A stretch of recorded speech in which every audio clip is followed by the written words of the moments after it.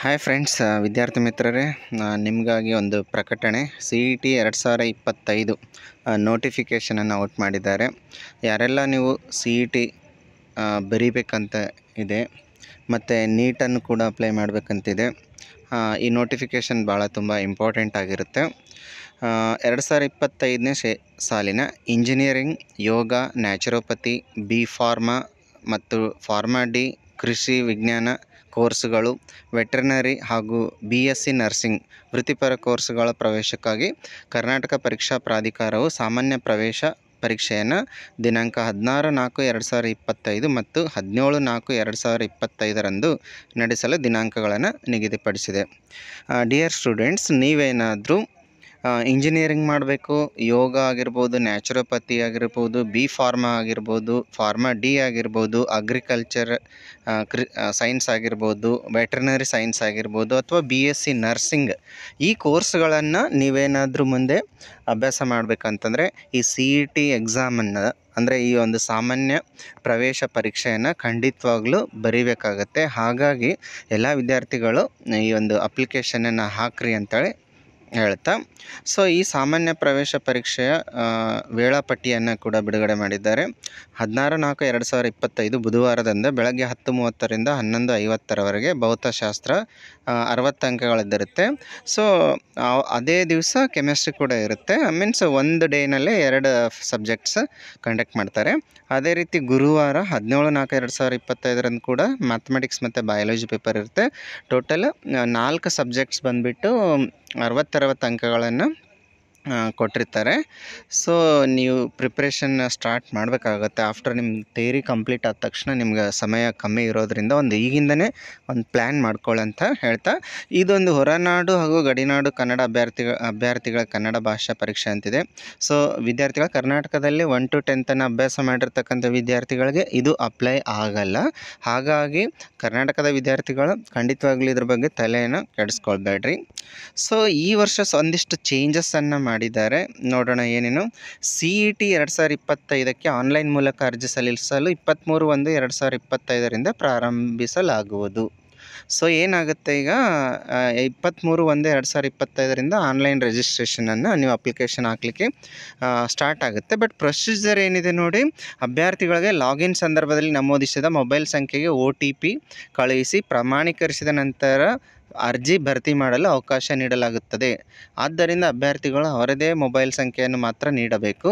ಒಂದು ಮೊಬೈಲ್ ಸಂಖ್ಯೆಯನ್ನು ಒಬ್ಬ ಅಭ್ಯರ್ಥಿ ಮಾತ್ರ ಉಪಯೋಗಿಸಬಹುದು. ಮೊಬೈಲ್ ಸಂಖ್ಯೆ ಬದಲಾವಣೆ ಯಾವುದೇ ಹಂತದಲ್ಲಿ ಪರಿಗಣಿಸಲಾಗುವುದಿಲ್ಲ. ಇದು ಬಹಳಷ್ಟು ಇಂಪಾರ್ಟೆಂಟ್ ವಿದ್ಯಾರ್ಥಿಗಳೇ. ಲಾಸ್ಟ್ ಟೈಮ್ ಕೂಡ ಒಬ್ಬ ವಿದ್ಯಾರ್ಥಿ ಏನಪ್ಪ ಅಂತಂದರೆ, ಒಂದು ಮೊಬೈಲಿಂದ ಯಾರ್ದೋ ನೆಟ್ ಪಾಯಿಂಟಲ್ಲಿ ಹೋಗಿ ಅವ್ನ ನಂಬರ್ ಕೊಟ್ಟು ಅದು ಅಪ್ಲೈ ಮಾಡಿದ್ದ.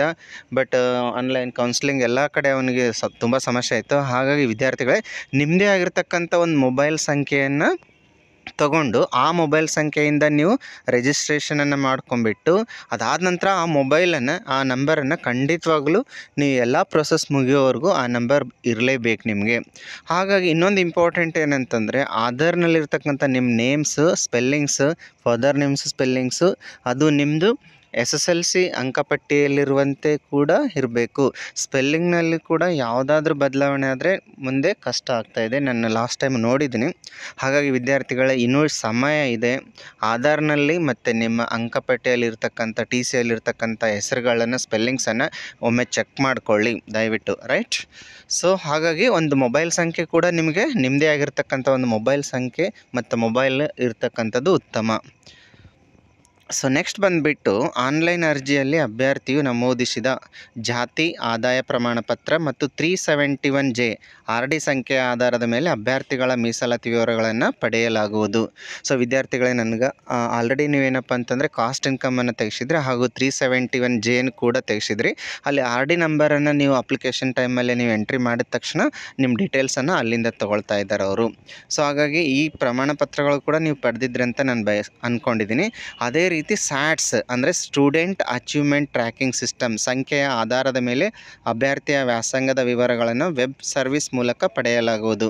ಸೊ ವಿದ್ಯಾರ್ಥಿಗಳೇ, SATS ಅಂಕೆ ನಿಮ್ಮ SSLC ಅಂಕಪಟ್ಟಿಯಲ್ಲಿ ನಿಮ್ಮ ಫೋಟೋ ಕೆಳಗಡೆ SATS ನಂಬರ್ ಇರುತ್ತೆ, ಅಥವಾ ಕಾಲೇಜಲ್ಲಿ ಕೇಳಿದ್ರು ಕೂಡ SATS ಸಂಖ್ಯೆಯನ್ನು ಕೊಡ್ತಾರೆ. ಆ ಸ್ಯಾಟ್ ಸಂಖ್ಯೆಯನ್ನು ನಮೂದಿಸಿದರೆ ಅವ್ರ ಡೀಟೇಲ್ಸನ್ನು ಅಲ್ಲಿಂದ ಪಡ್ಕೊಳ್ತಾರೆ ನೀವು ಅಪ್ಲಿಕೇಶನ್ ಆಗ್ತಕ್ಕಂಥ ಸಮಯದಲ್ಲಿ.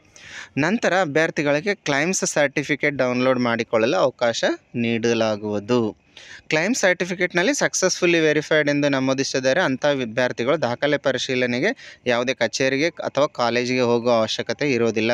ನಂತರದ ದಿನಗಳಲ್ಲಿ CET ಫಲಿತಾಂಶದ ನಂತರ ವೆರಿಫಿಕೇಷನ್ ಸ್ಲಿಪ್ಪನ್ನು ಡೌನ್ಲೋಡ್ ಮಾಡಿಕೊಳ್ಳಬಹುದು. ವಿದ್ಯಾರ್ಥಿಗಳೇ, ನೀವು ಯಾವ್ಯಾವ್ದು ಅಪ್ಲೈ ಆಗುತ್ತೆ ಎಲ್ಲ ಡಾಕ್ಯುಮೆಂಟ್ಸನ್ನು ಅಪ್ಲೈ ಮಾಡಿದ ನಂತರ ಸಕ್ಸಸ್ಫುಲ್ಲಿ ವೆರಿಫೈಡ್ ಅಂತ ಬಂದರೆ ನೀವು ಆನ್ಲೈನಲ್ಲೇ ನಿಮ್ಮೆಲ್ಲ ಡಾಕ್ಯುಮೆಂಟ್ಸ್ ವೆರಿಫೈ ಆದಂಗೆ. ಇನ್ ಕೇಸ್ ಆಗಲಿಲ್ಲ, ವೆರಿಫೈಡ್ ಅಂತ ಬರಲಿಲ್ಲ ಅಂತಂದರೆ ನೀವು ಕಾಲೇಜ್ಗೆ ಹೋಗಿ ಭೇಟಿ ಆಗ್ಬೋದು. ಸೊ ಅದರ ಪ್ರೊಸೆಸ್ ಬಗ್ಗೆ ಏನಿದೆ ಅಂತೇಳಿ ನೆಕ್ಸ್ಟ್ ನೋಡೋಣ. ಆಮೇಲೆ ಇನ್ನೊಂದು ಇಂಪಾರ್ಟೆಂಟ್ ಏನಂತಂದರೆ ಇಲ್ಲಿ ವೆರಿಫಿಕೇಷನ್ ಸ್ಲಿಪ್ ಅಂತಿದೆ.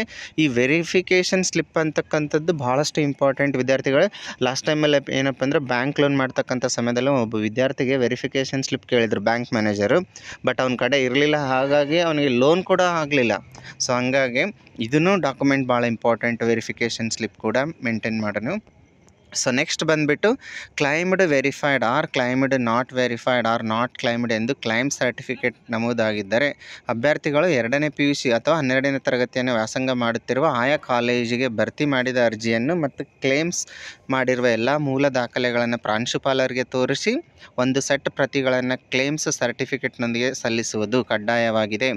ಕಾಲೇಜಿನವರು ಕ್ಲೇಮ್ಸ್ ಸರ್ಟಿಫಿಕೇಟ್ನೊಂದಿಗೆ ಪರಿಶೀಲನೆ ಮಾಡಿದ ನಂತರ ಅಭ್ಯರ್ಥಿಯ ವಿವರಗಳನ್ನು ಅನುಮೋದಿಸುತ್ತಾರೆ.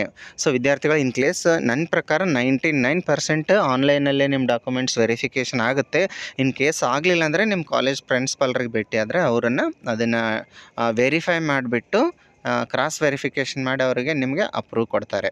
ಸೊ ಪ್ರತಿ ಹಂತದ ಪ್ರಕ್ರಿಯೆ ಕುರಿತು ಅಭ್ಯರ್ಥಿಯ ಮೊಬೈಲ್ ಸಂಖ್ಯೆಗೆ ಸಂದೇಶ ಸ್ವೀಕೃತವಾಗುತ್ತದೆ. ವಿದ್ಯಾರ್ಥಿಗಳು ನೋಡಿರಿ, ನೀವು ಎಕ್ಸಾಮ್ ಬರಿತಾ ಇದ್ದಾರೆ, ಎಕ್ಸಾಮ್ ಡೇಟ್ ಆಗಿರ್ಬೋದು, ನಂತರ ರಿಸಲ್ಟ್ಸ್ ಆಗಿರ್ಬೋದು, ಕೌನ್ಸಿಲಿಂಗ್ ಡೇಟ್ಸ್ ಆಗಿರ್ಬೋದು, ನಿಮ್ಮ ಕಾಲೇಜ್ ಅಲಾಟ್ಮೆಂಟ್ ಆಗಿರ್ಬೋದು, ಪ್ರತಿಯೊಂದು ಕೂಡ ಏನಪ್ಪ ಅಂದರೆ ನೀವು ಅಪ್ಲಿಕೇಶನ್ ಹಾಕ್ತಕ್ಕಂಥ ಸಮಯದಲ್ಲಿ ಯಾವ ಮೊಬೈಲ್ ನಂಬರನ್ನು ಕೊಟ್ಟಿರ್ತೀರೋ ಆ ನಂಬರ್ಗೆ ಸಂದೇಶ ಅಂದರೆ ಮೆಸೇಜ್ ಬರ್ತಾ ಇರ್ತವೆ. ಹಾಗಾಗಿ ಇಂಪಾರ್ಟೆಂಟ್ ಏನಪ್ಪ ಅಂದರೆ ಮೊಬೈಲ್ ಸಂಖ್ಯೆ ಭಾಳಷ್ಟು ಇಂಪಾರ್ಟೆಂಟ್, ಅದನ್ನು ಕಂಟಿನ್ಯೂ ಮಾಡಬೇಕಾಗತ್ತೆ. ಸೊ ನೆಕ್ಸ್ಟ್, ಪ್ರಾಧಿಕಾರವು ರಾಜ್ಯದಲ್ಲಿರೋ ಎಲ್ಲ PUC ಕಾಲೇಜುಗಳಿಗೆ ಲಾಗಿನ್ ನೀಡಿ ಅಭ್ಯರ್ಥಿಗಳಿಂದ ಭರ್ತಿ ಮಾಡಿದ ಅರ್ಜಿಗಳನ್ನು ಪರಿಶೀಲಿಸಲು ಸೂಚಿಸಲಾಗಿದೆ. ಕಾಲೇಜಿನವರು ಅರ್ಜಿ ಸಲ್ಲಿಸಿದ ಅಭ್ಯರ್ಥಿಗಳ ವಿವರಗಳನ್ನು ಪಡೆದು ಪರಿಶೀಲನೆ ಮಾಡಲು ತಂತ್ರಾಂಶವನ್ನು ಸಿದ್ಧಪಡಿಸಿದೆ. ಸೊ ವಿದ್ಯಾರ್ಥಿಗಳು, ಇದೇನು ನಿಮ್ಮ ಕೆಲಸ ಇಲ್ಲ, ಇದು ಕಾಲೇಜಿನ ಪ್ರಾಂಶುಪಾಲರ ಕೆಲಸ ಅದ, ಅವ್ರು ಮಾಡ್ಕೊಳ್ತಾರೆ ಬಿಡ್ರಿ. ಅಭ್ಯರ್ಥಿಗಳು BO ಕಚೇರಿಗೆ ಪರಿಶೀಲನೆಗೆ ಹೋಗೋ ಅವಶ್ಯಕತೆ ಇರೋದಿಲ್ಲ. ಯಾವುದೇ ಥರ BO ಕಚೇರಿಗೆ ಹೋಗ್ತಕ್ಕಂಥದ್ದು ನೆಸೆಸರಿ ಇಲ್ಲ. ಲಾಸ್ಟ್ ಇಯರಲ್ಲೇ BO ಏನಪ್ಪ ಅಂದರೆ ವೆರಿಫೈ ಮಾಡಿದರು. ಈ ಸಲ ಬದಲಾವಣೆ ಮಾಡಿದ್ದಾರೆ ಇದನ್ನು. ವಿಶೇಷ ಕ್ಯಾಟಗರಿಗಳಾದ NCC ನಿಮ್ಮ ಕಡೆ ಇದ್ದರೆ, ಕ್ರೀಡೆ ಆಗಿರ್ಬೋದು, ಸೈನಿಕ, ಮಾಜಿ ಸೈನಿಕ, CA PF, ಮಾಜಿ CA PF, scouts and guides, Anglo Indian ಕೋಟಾದ ಅಡಿಯಲ್ಲಿ ಮೀಸಲಾತಿ ಬಯಸುವ ಅಭ್ಯರ್ಥಿಗಳಿಗೆ ಸಂಬಂಧಿಸಿದ ಪ್ರಮಾಣ ಪತ್ರಗಳನ್ನು KEನಲ್ಲಿ ಖುದ್ದಾಗಿ ಸಲ್ಲಿಸಲು ಪ್ರತ್ಯೇಕವಾಗಿ ಪರೀಕ್ಷೆ ನಂತರ ದಿನಾಂಕಗಳನ್ನು ನೀಡಲಾಗೋದು. ವಿದ್ಯಾರ್ಥಿಗಳಿದ್ದು ಕೆಲವೊಂದು ವಿಶೇಷ ಮೀಸಲಾತಿಗಳಿದ್ದಾವೆ. ಇವು ನಿಮ್ಗೆ ಏನಾದರೂ ಅಪ್ಲೈ ಆಗ್ತಿದ್ರೆ ಈ ಮೀಸಲಾತಿಗಳನ್ನು ಎಸ್ ಅಂತ ಮಾಡಿರಿ ಅಪ್ಲಿಕೇಶನ್ ಹಾಕ್ತಕ್ಕಂಥ ಸಮಯದಲ್ಲಿ. CET 2025 ಅರ್ಜಿಯು ಎಲ್ಲ ಕೋರ್ಸುಗಳಿಗೆ ಸಾಮಾನ್ಯ ಅರ್ಜಿಯಾಗಿರೋದರಿಂದ ವೈದ್ಯಕೀಯ, ದಂತವೈದ್ಯಕೀಯ ಮತ್ತು ಆಯುಷ್ ಪ್ರವೇಶಾತಿಗೆ ಅಭ್ಯರ್ಥಿಗಳು CET 2025 ಆನ್ಲೈನ್ ಮೂಲಕ ನೋಂದಾಯಿಸಿಕೊಂಡು ಆನ್ಲೈನ್ ಅರ್ಜಿ ಸಲ್ಲಿಸಿ ಅರ್ಜಿ ಶುಲ್ಕ ಪಾವತಿಸುವುದು ಕಡ್ಡಾಯವಾಗಿರುತ್ತದೆ. ವಿದ್ಯಾರ್ಥಿಗಳ ದಯವಿಟ್ಟು ಕೇಳಿ, ನೀವೇನಾದರೂ ನನ್ನ ನೀಟ್ ಅಪ್ಲೈ ಮಾಡಲ್ಲ, ನೀಟ್ ಬರೆಯಲ್ಲ, ನಾನು CET ಅಷ್ಟೇ ಬರಿತೀನಿ. ಕೆಲವೊಂದು ವಿದ್ಯಾರ್ಥಿಗಳು ಇರ್ತಾರೆ, ನಾನು ನೀಟ್ ಮಾತ್ರ ಬರಿತೀನಿ, CET ಬರೆಯಲ್ಲ ಅಂತೇಳಿ ಅಂದ್ಕೊಂಡಿರ್ತಾರೆ. ಬಟ್ ನೀವು ನೀಟ್ ಅಪ್ಲೈ ಮಾಡಬೇಕಾಗಿತ್ತಂದರೆ CET ಅಪ್ಲೈ ಮಾಡ್ತಕ್ಕಂಥದ್ದು ಕಡ್ಡಾಯವಾಗಿರುತ್ತೆ. ಇದನ್ನು ಗಮನವಿಟ್ಟು ನೀವೇನಪ್ಪ ಅಂತಂದರೆ ಕೇಳಿ, ನಾನು ಡಾಕ್ಟ್ರ್ ಆಗಬೇಕು, CET ಯಾಕೆ ಬರೀಲಿ ನಾನು ಅಂತೇಳಿ ಆ ಥರ ನೆಗ್ಲೆಕ್ಟ್ ಮಾಡಬೇಡ್ರಿ. ಕಂಪಲ್ಸರಿ ಮ್ಯಾಂಡೇಟ್ರಿ ಆಗಿ ನೀವು CET ಅಪ್ಲಿಕೇಶನನ್ನು ಹಾಕಲೇಬೇಕು. ಅದೇ ರೀತಿ architecture, BPT, BPO, BSc allied health science ಕೋರ್ಸ್ಗಳ ಪ್ರವೇಶಾತಿಗೆ CET 2025 ಅರ್ಜಿ ಸಲ್ಲಿಸುವುದು ಕೂಡ ಕಡ್ಡಾಯವಾಗಿರುತ್ತದೆ. ಈ ಬಾರಿ ವಿದ್ಯಾರ್ಥಿಗಳು ಯಾವುದೇ ದಾಖಲೆಗಳನ್ನು ಆನ್ಲೈನಲ್ಲಿ ಅಪ್ಲೋಡ್ ಮಾಡುವ ಅಗತ್ಯವಿರುವುದಿಲ್ಲ. ಎಲ್ಲ ದಾಖಲೆಗಳು ಏನಪ್ಪ ಅಂದರೆ ನೀವು ನಂಬರ್ ಹಾಕಿದ ತಕ್ಷಣ ಬರುತ್ತೆ. ಸೊ ಇದಾಗಿತ್ತು ವಿದ್ಯಾರ್ಥಿಗಳೇ ನೋಟಿಫಿಕೇಷನ್, CET 2025 ನೋಟಿಫಿಕೇಷನ್. ಸೊ ಇಲ್ಲಿ ಇಂಪಾರ್ಟೆಂಟ್ ಏನಪ್ಪ ಅಂತಂದರೆ ಇನ್ನೂ ಕೆಲವೊಂದಿಷ್ಟು ಡಾಕ್ಯುಮೆಂಟ್ಸ್ ನೀವೇನಾದರೂ ಹೊಲ ಇತ್ತಂದರೆ ನಿಮ್ಮ ಪೇರೆಂಟ್ಸ್ಗೆ, ತಂದೆಗೆ ಅಥವಾ ಅರ್ಜಿಗೆ. ನಿಮಗೆ ಅಗ್ರಿಕಲ್ಚರ್ ಕೋಟಾ ಅಂತೇಳಿ ಒಂದು ಸರ್ಟಿಫಿಕೇಟ್ ಬರುತ್ತೆ, ಅದು ಕೂಡ ತೆಗೆಸಿ, ಅದನ್ನು ಕೂಡ ಇಂಪಾರ್ಟೆಂಟ್ ಆಗುತ್ತೆ.